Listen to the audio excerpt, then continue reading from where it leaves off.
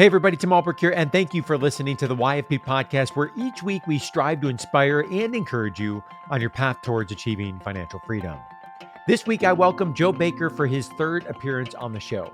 Joe first joined us in 2019 alongside his former student, Blake Johnson, where they shared an inspiring debt-free journey that highlighted the incredible impact Joe had on Blake's journey. Then in 2020, Joe returned to discuss his book, Baker's Dirty Dozen Principles for Financial Independence. In this episode, we're taking a new direction, focusing on the themes of living and leaving a legacy. Specifically, we discuss the profound legacy Joe is creating through his teaching, his book written alongside his daughter, Lindsey, and his philanthropic efforts, including endowing 2 scholarships that give back to his community. All right, let's jump into my interview on living and leaving a legacy with Joe Baker. Joe, welcome to the show. Thank you, Tim. This episode, I don't know if you know this episode officially makes you a 3-time guest on the YFP podcast. So we're so glad to have you back. It's great to be back. So we'll give our listeners some quick history. We had you first on back in 2019, along with a former student of yours. You may remember Blake Johnson. This was on episode 82.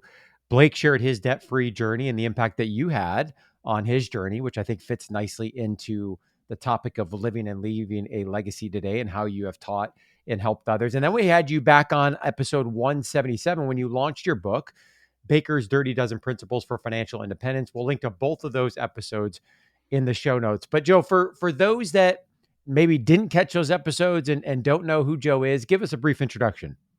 Okay, well, sounds good. I was actually raised in a very low-class family down on the Arkansas-Louisiana line.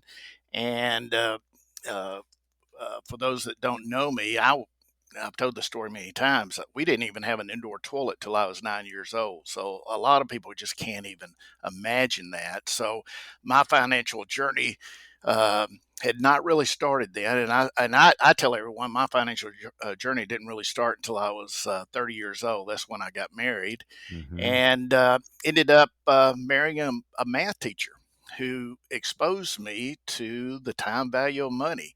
And it was just like a light bulb went off. I said, wow, I was even though I was a business major, I said, I did not know this. And, How's that for a wedding gift, by the way? I came into the situation kind of like in the movie Old Brother, Where Art Thou? I didn't have much to offer, but she saw that I was bona fide and and I had something to give. I had a TV and a VCR. You can Google that, Tim, so you're so dumb. And a bed without a headboard. So I came in and with a little credit card debt. So I was quite a catch financially, but there was potential there, and I was bona fide.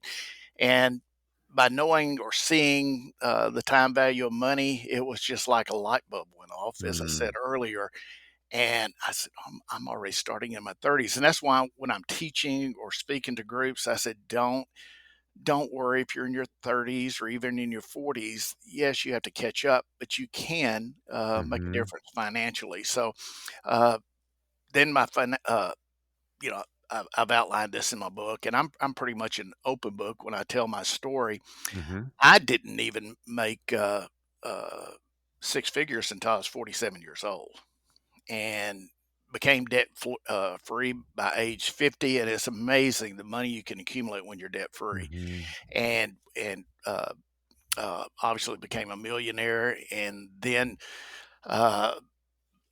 doubled that in just a few short years. And I don't say that to brag. I just tell people I got a late start, and to my pharmacy audience, the students especially, I say, you're starting off making 6 figures, whereas I was at 47. So, it's a great story to tell because of my background from day one when I was born. But that's my financial journey, and everything that I've lived since birth has been able to relate to people out there about, yes, you can do this. If I could do it, it's even though it was a little later than I wanted to, but you can as well.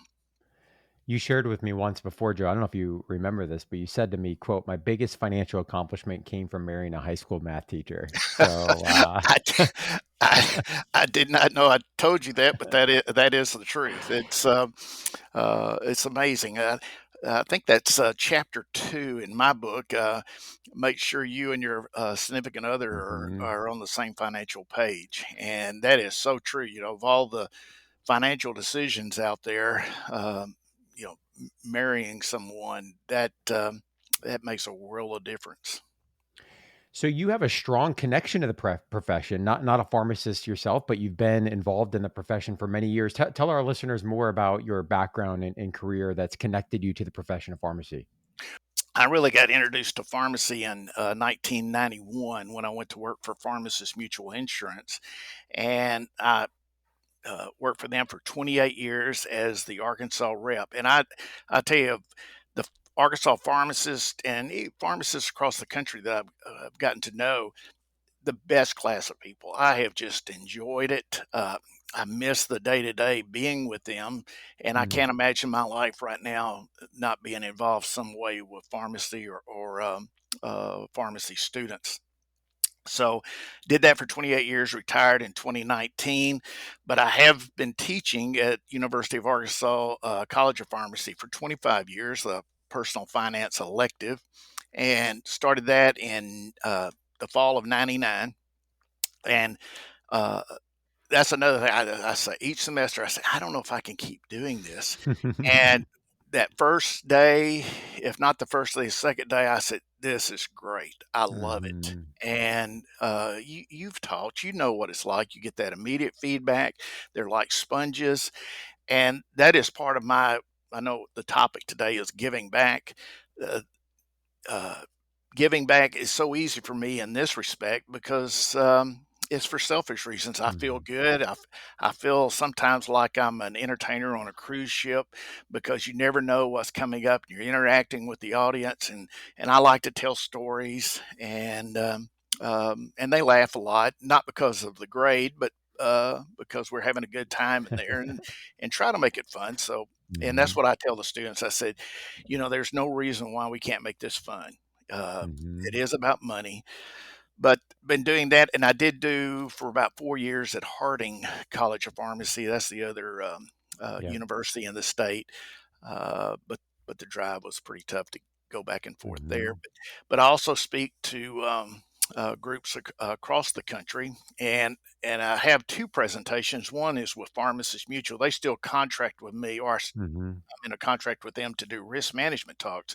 And whenever I do a risk management talk, I try to talk the school into let me do a financial talk as well, Yeah. dovetail it in together. And sometimes I go and just do the financial talk, and sometimes I do just the risk management talk.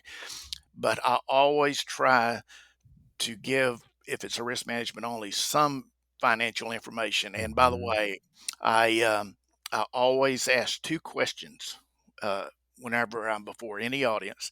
One, have you ever heard of Pharmacist Mutual Insurance? And two, have you ever heard of your financial pharmacist? We and appreciate it. and I do that because there's no other organization that I know that does what you guys do, and Mm. uh, it makes my job a little bit easier for to bring home some points about finances, and that's what I've been doing since retirement. I'm not making a whole lot of money, if any, in retirement, but I sure am having a blast. It has been fun to get with the pharmacy students on the road and teaching them in class. They're just a hoot. Yeah, having a blast and having a massive impact. You mentioned, hey, for selfish reasons. And I know what you're referring to, that feeling when you're with a group and you see some of the light bulbs go off, the connections start to be made, people start to make some pivots and decisions and momentum is built. And, look no further than episode 82, where you and Blake were talking about his journey becoming debt free, the impact you had on his journey. And look at the great things Blake is doing in his own financial plan that Right, allowed him not only through getting debt free, but allowed him to propel into real estate investing and be on a path towards financial independence and giving. I mean, talk about generational impact. And obviously his continuation of that with his family as well. So that's one example. I know you've had a profound impact on Blair Thielemeyer. We've had her on the show several times and hundreds of others that I've never had the opportunity to interact with. So we're going to get more into that right. in a little bit. I want to ask you though, Joe, you may remember this moment back in 2019.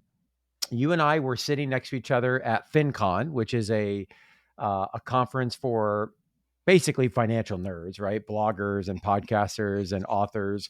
And you and I were sitting in a keynote next to each other, and the keynote was being delivered by Ramit Sethi. And Ramit Sethi, for those that know, is the author of the book "I Will Teach You to Be Rich."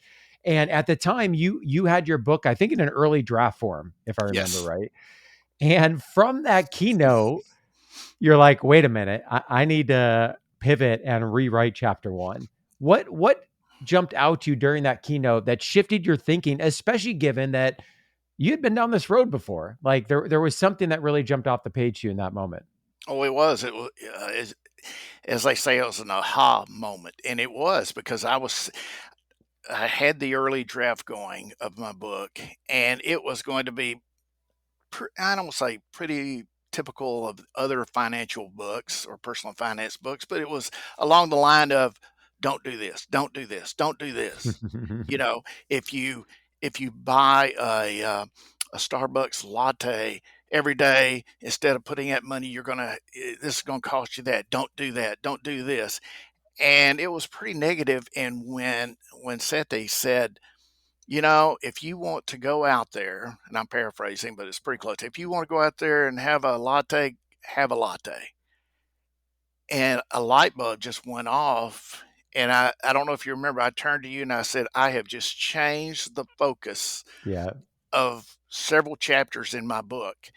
I Mm-hmm. went from telling people, don't do this, don't do that, but do what you want. Um, uh, but there are opportunity cost uh, That's right. uh, consequences for it, whatever you do. It's like my pappy used to always say, he says, whatever floats your boat. He would say that all the time. And that's what it is here. If you want to buy a new vehicle, that's fine. But let's look at the opportunity cost. Go in it with an open eye because his brother Dave Ramsey says there, the depreciation and all that, but don't be so focused on the negative. I can't do this. I can't do this. I can't do Yeah. that. But I love Paula Pant said one Yeah. time, says, you can afford anything, you just can't afford everything. Mm-hmm. And I love that quote, and I have used it from time to time. And that is so true. Because you're out there and you're focused on things to buy and not buy. And that's what I did in my book and also in class. I'm telling them, actually I show them, I say, well, if you don't spend your money here, let's look at the opportunity cost and let's go over here and see what that money could be spent for somewhere else. Mm-hmm. I'm not telling you what to spend the money on. Um, it's like my sister and brother-in-law, and hopefully they won't hear this podcast, but they, in 34 years, they've owned 31 new vehicles purchased, and there's an opportunity cost there. Now they make plenty of money, and that's no problem, and they're happy. They enjoy it, as my pappy says, whatever floats your boat. So they're okay with that, and I'm okay with it too. But there is an opportunity cost by buying new vehicles all the time, and they understand that. But who am I to tell someone they can or cannot buy something? I just want to point out the ramifications Mm-hmm. if you're doing that, and it has been so ingrained in my mind. I can afford just about anything, not everything, but just about anything. But I am still so stingy with money. It irks me when I spend any money, and that's just Mm-hmm. because many years of being uh, dogmatic in the way we spend money. But that's okay. Yeah, and the concept of that keynote, which has stuck with me forever since we heard it as well, was what he was referring to there. He calls in his book money dials. So find the things that actually matter to you in the financial plan, not other people, but matter to you, and dial those up. Make them a priority. But for the things that you don't really care about, like stop spending money on those things. Right. Right. His example that he gives is for him, it's convenience. Like he's all about convenience and technology and investing in those. But, he lives in an apartment in New York City. He's not focused on a car. Cars don't really matter to him. Like to your point, everyone's out there to define what those are. But there's an opportunity cost, and there's an opportunity cost on both sides. This is something that has stayed with me since reading Die with Zero by Bill Perkins, that, there also is an opportunity cost of potentially oversaving. Now, Yes. what does that mean, and what does that exactly look like? Obviously, that's where we start to get into the details, but there's a balance between today and tomorrow, and I think that's what he was really getting at in that keynote. And as you articulated well, so many books, it's cut this, cut that. If you don't go by the latte and you compound it over 35 years, it could have been X thousands of dollars. Well, of course, right? But the point he's making is that for some people, they really enjoy the experience of the latte. So be it. For other people, they could care less. So stop spending Right. money on the latte and direct it elsewhere. So yeah, that was a great moment. And I remember you revising the manuscript and then sending it to me, by the way, in a paper copy in a manila folder. So Old school, old old school. school, old school. Um, all right. So I want to talk about three areas around living and leaving a legacy that I think you just have role modeled incredibly well, and are three areas that I desire to follow in your path as well. And those three areas relate to living and leaving a legacy and teaching others. We'll talk about that a little bit more in the book that you wrote, that will continue to endure and help others into the future. And then also through some of the philanthropic giving that you've done through some scholarships and other parts. So let's take each one of those one by one. When Okay. it comes to teaching, you mentioned this a little bit in your introduction. You've been teaching personal finance since 1999. So going on 25 years now, which is incredible. What got you started in that journey, when you began to teach? And obviously that would grow and evolve over time. But what was the initial step into saying, hey, I feel like I'm at a place where not only can I implement this in my own financial plan, but I really feel like I can help others, especially others that are just getting started? Uh, that's a good question. I was once a high school teacher, and I enjoyed it so much for the same reasons. And I would have been in education even as of today if one of course a friend of mine who was Secretary of State of Arkansas ran for Congress, and he asked me to work in his campaign. So I quit that Mm, job, and as strange as it goes, we lost in the runoff by 2 percentage points. So it changed everything because I'd have been in Washington and all that. Who knows, political junkie, but because of the loss, gravitated out of that. But working at Pharmacist Mutual, I said, there's still something that I'd like to do, education wise, because when I was with them, when I'd go out and work with pharmacists, I was always trying to teach. That was my idea of sales. Let me just teach you what some of the exposures are, and we'll see if we can work out a solution for that. mm, And then one time, I was at a registration at the University of Arkansas College of Pharmacy, and I was just speaking with the dean and the assistant dean, and told them about my love of teaching. And I don't know who came up with it first, but someone said, "Yeah, our students are making a lot of money when they get out." And back then, in late '90s, it was like 45,000, hmm and they said, they really need some financial guidance. And I said, well, let me see if I can put together something. And that's where we are today, after 25 years. And I will say it is the most popular elective. And I won't say that's because of me, but because of the material, because most people are not exposed to some of these Yeah. tenets that we know in financial terms, like time value of money, opportunity hmm cost, a Roth IRA, mutual funds, ETFs, and all those things. And it has just been a blessing to be able to teach the students. And you mentioned Blake Johnson. You never know. This is almost like an evangelical feel to it when you're teaching about personal finance. You don't know whose life you're touching. Uh, hmm uh, I didn't even know that. Well, you mentioned Blair earlier. I didn't even know that I had any influence at all. Believe it or not, she was pretty quiet in class. Uh, but uh, uh, but with Blake, today he's not only highly financially successful in his own right, and I think he's 36 maybe, uh, but he is doing basically the same thing as being a facilitator at his church Yeah.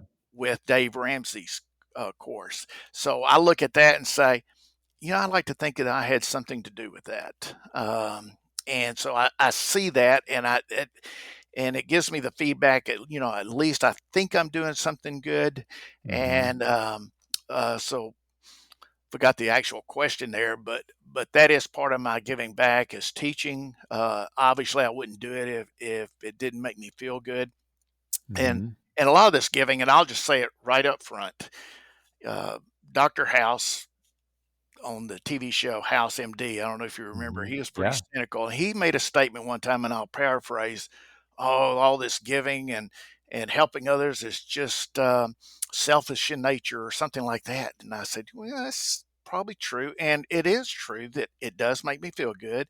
If I set up a scholarship or teach or hand out a Starbucks card to somebody that's doing great work that uh, just some recognition, it does make me feel good. But why Hmm. can't there be a 50-50 Absolutely. win-win? You're helping someone else, you're helping yourself by feeling good. So, what's the Yeah. downside here?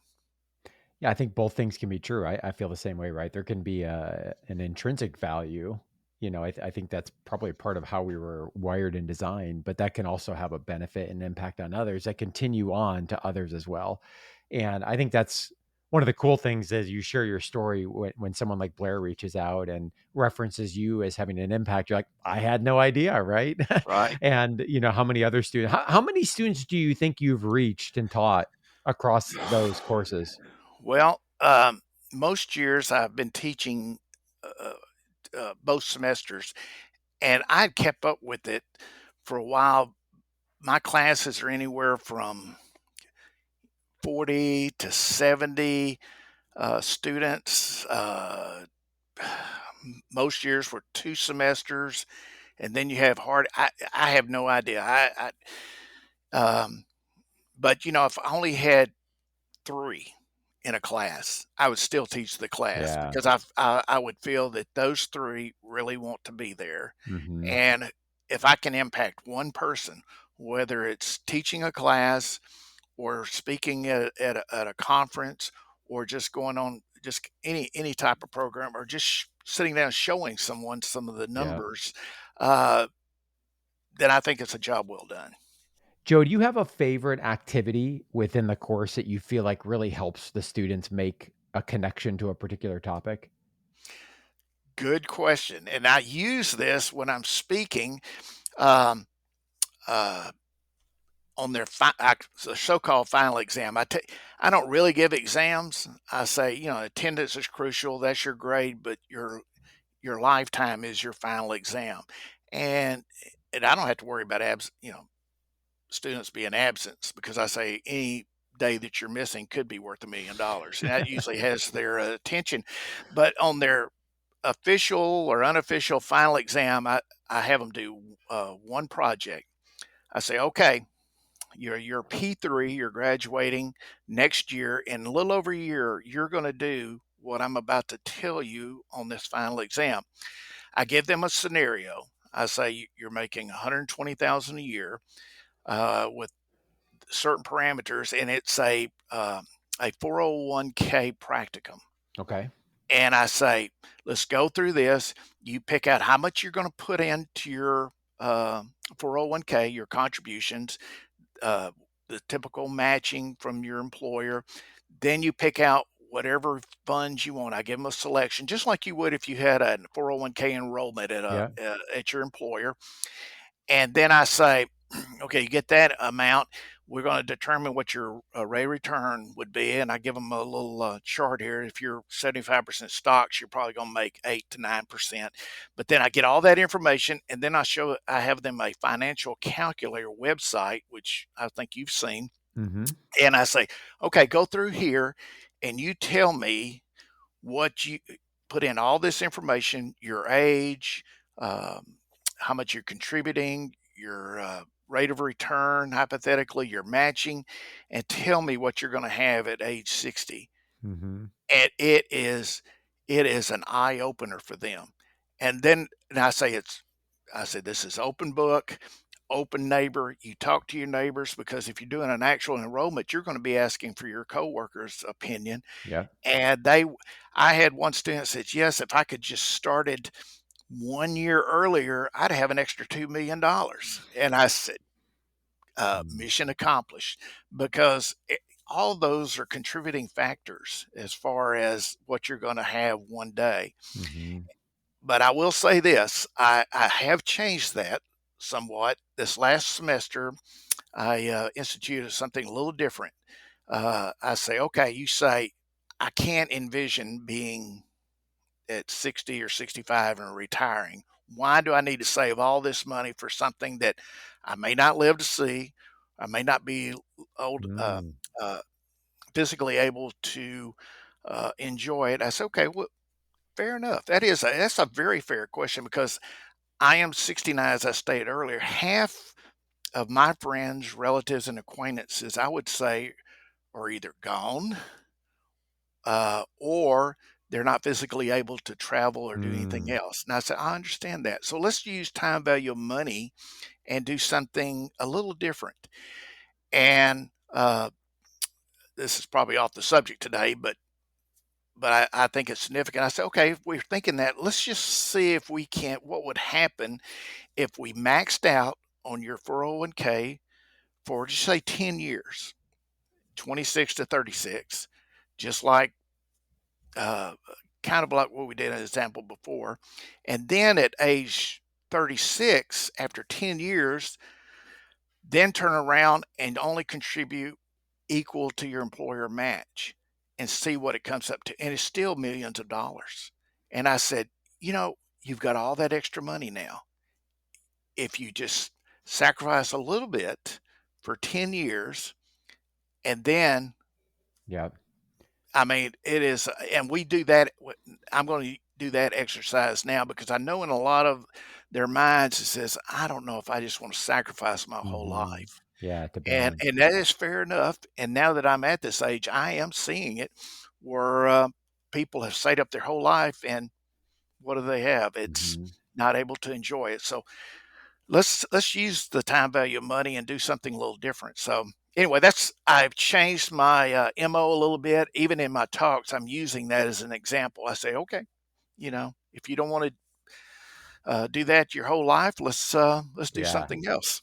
Well, I think what you're doing there, and I'm sure you've made this connection, is it's an actual representation of what you shifted in your book with chapter one that we just talked about, right? It's this balance we talk about so often on the show between, hey, yes, we've got to save for the future. We want to be ready and prepared.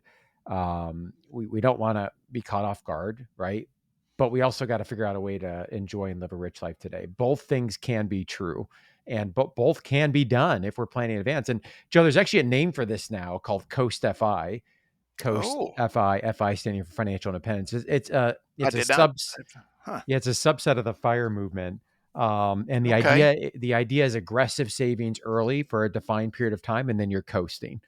Um, Just when I thought I'd come up with I know, something right? new, I know, then Yeah, I and just knew I I had. did this unintentionally actually, where I don't know if I shared this with you before, but early in my academic career, just by nature of academic positions, you're typically forced a large contribution in. So, like when I was at my first university, I think we had to put in, it was like 13 or 14%. It was a forced contribution because we didn't pay into Social Security and we were part of the state Right. retirement plan, but they matched, I don't know, something crazy, 11 and a half, 12%. Phew. Um, Wow. so my hand was forced at a time where, admittedly, when I had other priorities, goals, just getting started, like I don't think I would have probably contributed at that same value.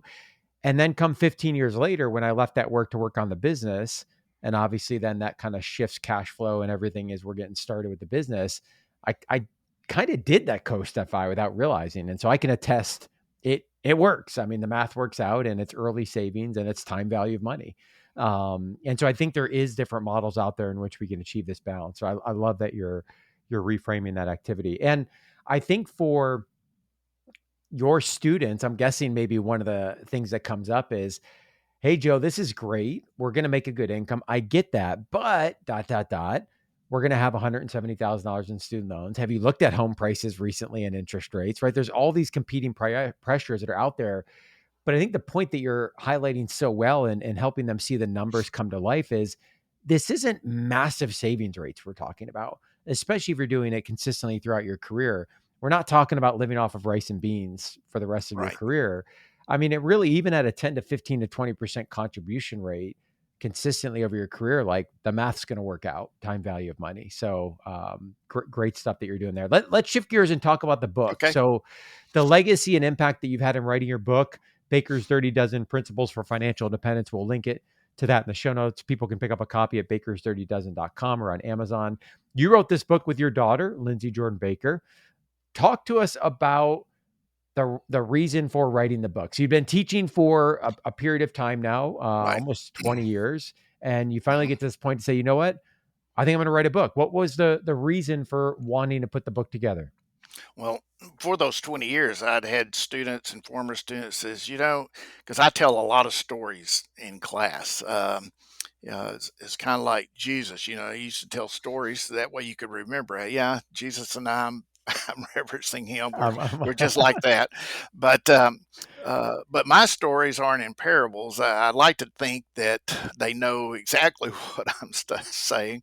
Um, but I like to tell stories, and whenever I have former students that come back, they'll say a couple of things. They'll say, I remember that story you told about golfing and hitting somebody and made the financial Mhm. point with that."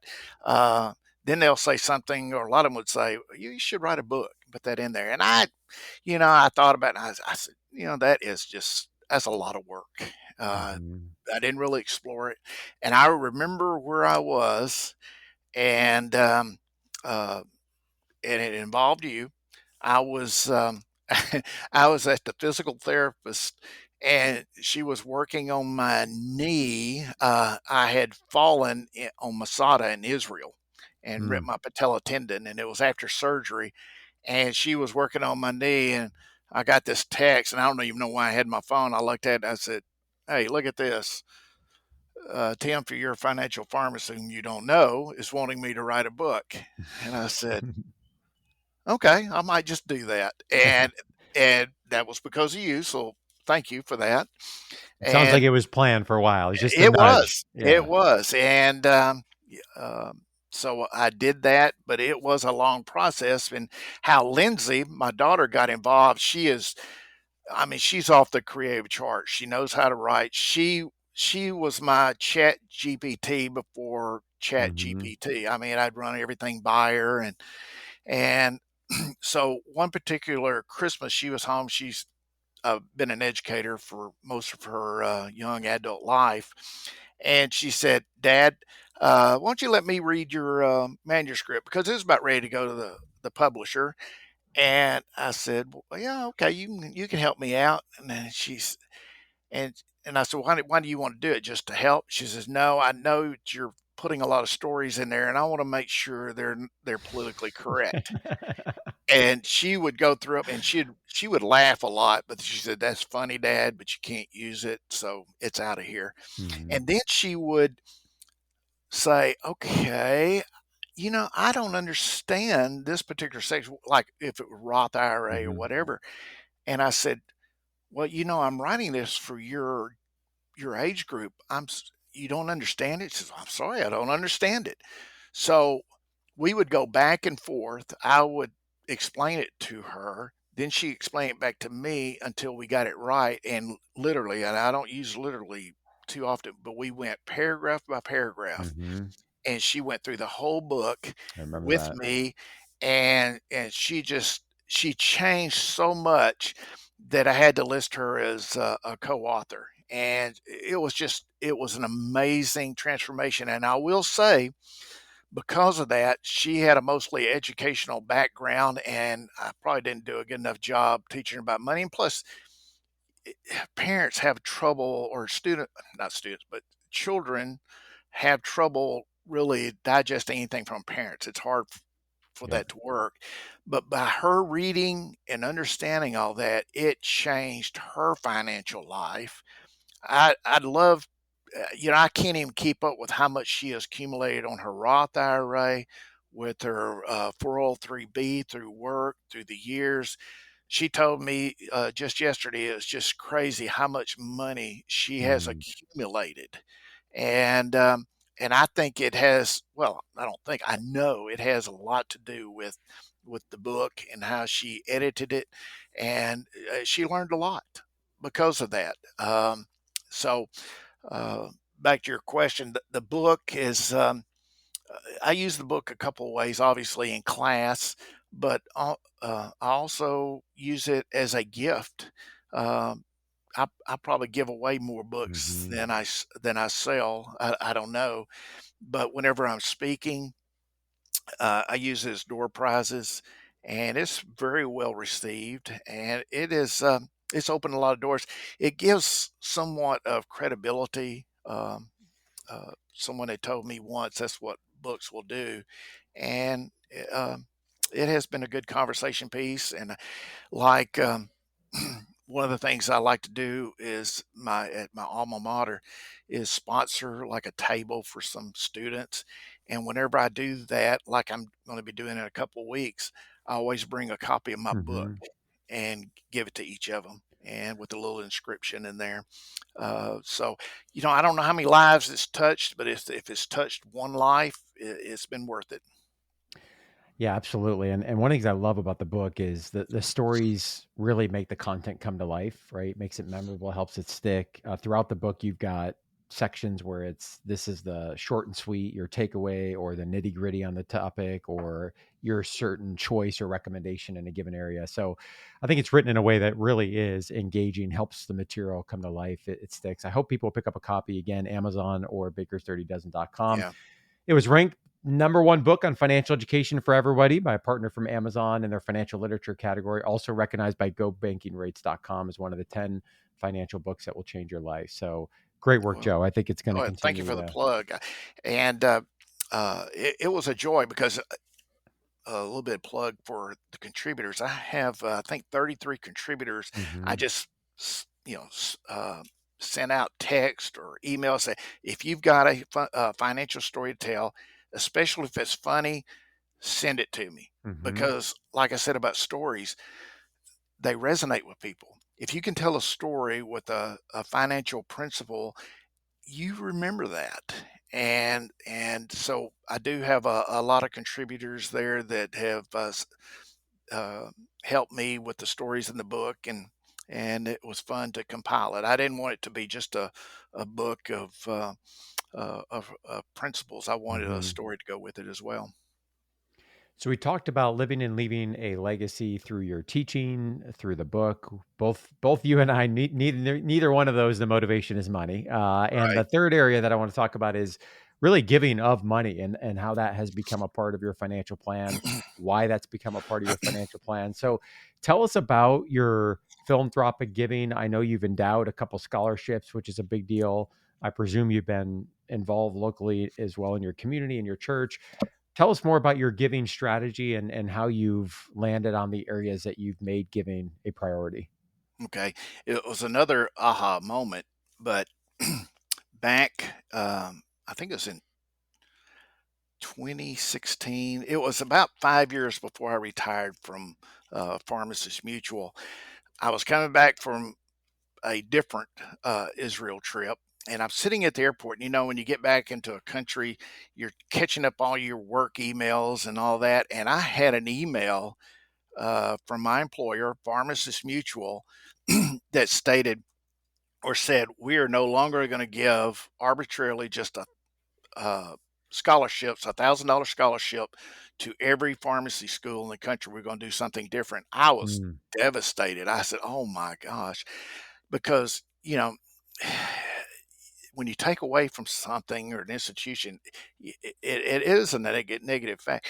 And the guy sitting next to me, he's a travel buddy, and I've known him through church, and he's 25 years my junior, and he's sitting there, and I read it to him. He knew I was distraught, and he says, "Why don't you do your own scholarship?" And I said, I hadn't even thought about that. mhm. Why can't it be a Joe Baker slash pharmacy scholarship? So that's what I did. I established my own scholarship for the one for the University of Arkansas College of Pharmacy that awards a scholarship to students that have graduated from my alma mater, and the other one is a scholarship from my alma mater. So it was kind of like a light bulb went off, and by him just saying, why don't you do your own? So Mm. it is amazing. I've learned his name is Shane Lester. I'll put a plug in for him, but he's been kind of my mentor, even though he's 25 years younger than I am, because he goes around. He's a mortgage broker in Little Rock, and he goes around with stacks of Starbucks gift cards, and when I don't know, a stewardess does something nice, or you see a janitor or some whatever, he'll hand out that gift card. And I've incorporated that, and I don't even know how many gift cards I've handed out. Uh, One time at the cleaners, this lady always did, you know, treated me with kindness and stuff. And I gave her a gift card one time. I thought she was going to come. Well, she did. She came around the counter and gave me a hug, and I will say I've gotten a lot of discounts since then, but I wasn't doing it to get anything in return, but to see the joy on her face. But I'll Mhm. see maybe a janitor, or especially at the school, um, the college. I'm Mhm. on the board of governors for the foundation, and these students or young people that are helping out, and they do special things. I like to hand them a gift card just to say, hey, we recognize what you're doing, Mhm. and we appreciate it, or I appreciate it.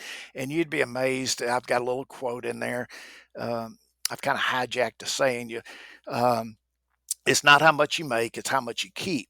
But then I added to it, it's not how much you keep, but it's how much you give away. Mhm. So, Mhm.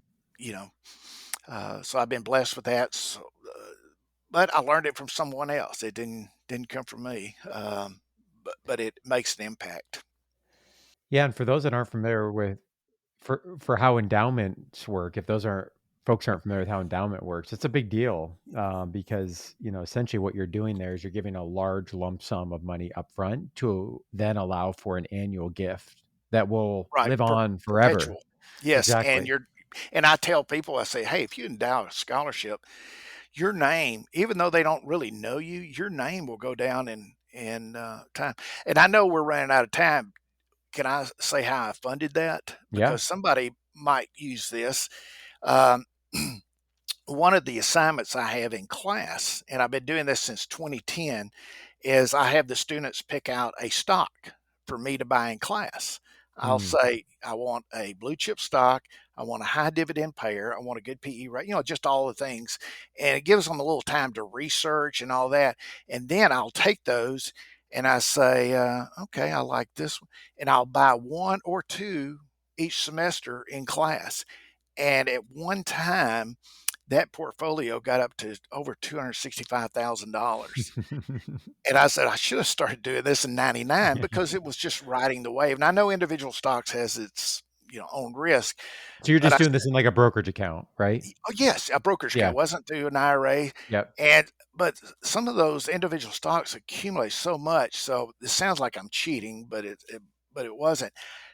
Like on the University of Arkansas College of Pharmacy, I donated three stocks that had appreciated so much that actually my cost basis was $6,000. And um, when I donated it, the stocks were worth 26,500. Mm. Mhm. So I got the blessings of 26,500 and the recognition of an endowed scholarship, Mhm. but my cost basis was $6,000. Plus, I wasn't faced with the Tax. capital gains increase. I Mhm. did the same thing with the other uh, with my the other endowment, and each year now there's a fundraiser at our school, my alma mater, that you buy a table for $25. So I just pick out a stock and get however many shares I need and donate it, and whatever's left over goes to my scholarship. Now that doesn't make me sound as great as as I once did, but the reason I'm saying this, somebody in the audience may not have thought about this, But if you ever want to make a contribution to an area, think about when you're doing charitable giving, maybe donating a stock. Yeah. Um, Yep. but it was pretty good using the leverage, and didn't want to sell the stock, pay capital gains, then donate the money. I was gonna say, what a great example of a win-win-win. I think it highlights so well what we've been talking about, right? It obviously led to an endowed scholarship that has a benefit to the person receiving it. It allowed for, a tax efficient way of giving, and it all happened through an exercise in which you were teaching the students something along the way. Hey, So and that's pretty cool. they got an A too. That's right. That's right. Awesome. This is great, Joe. I just love your heart for teaching, for giving. I think that is a thread of everything that you do. I know you've inspired me in my own journey and the work that we do at YFP as well. So thank you so much for taking time to come on the show. And Can I say one other thing? yeah, absolutely. It doesn't Giving back does not have to be a monetary situation. It could be it, being the best father, being the best husband, giving in those respects. It could be at your place of worship, uh, giving of your time, your efforts, your leadership, your mentors. So it doesn't have to be financial. It can be any of those ways. Um, and once again, it will make you feel good, and it'll be a win-win. hmm Yeah, I think the posture that you're sharing there is one of a giving heart, right? That can be done in many different areas. So I love that. And thanks again, Joe, for coming on the show. We appreciate it. Yes. Thank you, Tim. As we conclude this week's podcast, an important reminder that the content on this show is provided to you for informational purposes only and is not intended to provide and should not be relied on for investment or any other advice. Information in the podcast and corresponding materials should not be construed as a solicitation or offer to buy or sell any investment or related financial products. We urge listeners to consult with a financial advisor with respect to any investment. Furthermore, the information contained in our archived newsletters, blog posts, and podcasts is not updated and may not be accurate at the time you listen to it on the podcast. Opinions and analyses expressed herein are solely those of your financial pharmacist unless otherwise noted and constitute judgments as of the dates published. Such information may contain forward-looking statements which are not intended to be guarantees of future events. Actual results could differ materially from those anticipated in the forward-looking statements. For more information, please visit yourfinancialpharmacist.com/disclaimer. Thank you again for your support of the Your Financial Pharmacist podcast. Have a great rest of your week.